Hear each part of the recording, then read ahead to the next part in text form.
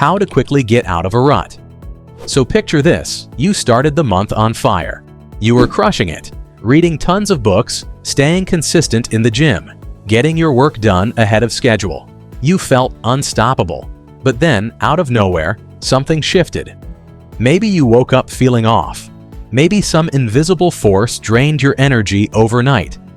Whatever it was, now everything feels just a little harder. You're sluggish. That drive you had? Gone. And worst of all, you can't even remember why you were pushing yourself in the first place. That mental clarity you had just yesterday? It vanished overnight, and it doesn't stop there. This lack of motivation starts creeping into every area of your life. You think about going to the gym, but you're too tired, so you skip. One day turns into two days into a week. You start indulging in more junk food, binge-watching shows, playing video games. And it's not just that you're neglecting the things you should be doing. You don't even want to do them. You can't even remember why you were on that productive streak in the first place.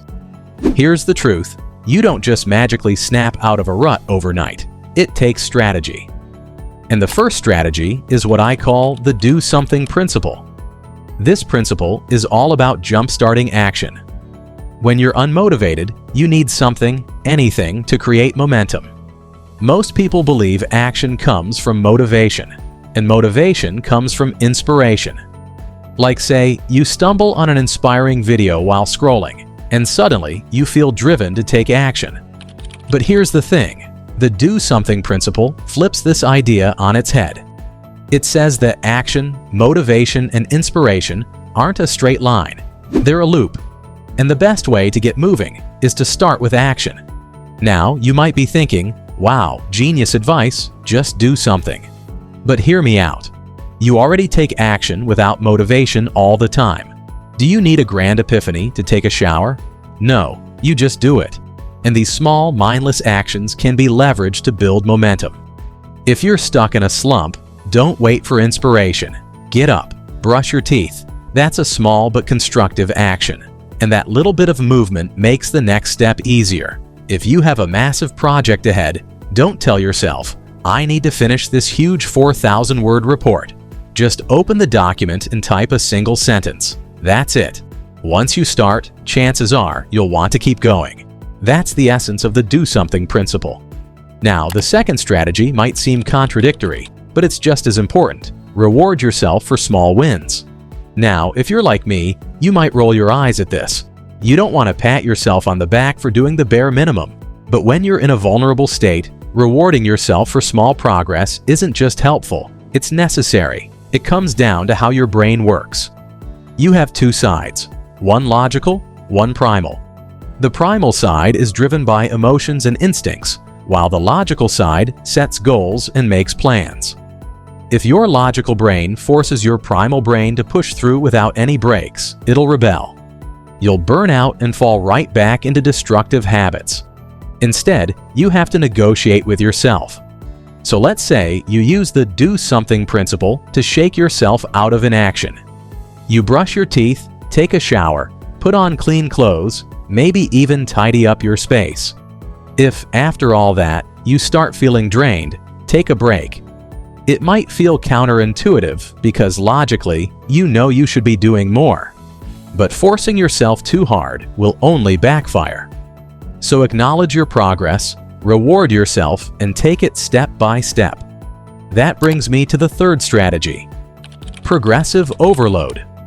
If you've ever lifted weights, you know that real strength comes from gradually increasing what you can handle. The same principle applies here. Instead of swinging between extremes, either going all in or crashing into self-destruction, you need to slowly and steadily build a sustainable routine. Think of it as a gradual climb rather than a sprint. Say you're trying to pull yourself out of a rut. Instead of expecting yourself to go from 0 to 100 overnight, set a realistic plan for the next 7 days. On day 1, if all you can manage is a tiny productive task, that's fine. Just focus on doing a little more than nothing. Then, on day 2, remind yourself that yesterday wasn't so bad, and do a bit more. If you keep this up day by day, you'll naturally start building back your momentum. Over time, both sides of your brain will align, and you'll rise out of this slump stronger, more resilient, and back on track to becoming the best version of yourself. I can't stress this enough. Patience and self-awareness are key. You have to balance discipline with self-compassion. Work with your brain, not against it. And if you do, you'll not only get back to where you were, you'll surpass it. If this helped you, do me a favor. Hit that like button. It tells the algorithm to push this video to more people who might need it. And if you've got your own ways of getting out of a rut, I'd love to hear them in the comments. Every little insight helps. And if you're new here, consider subscribing and hitting that bell icon so you don't miss future videos. Thanks for watching, and I'll see you in the next one.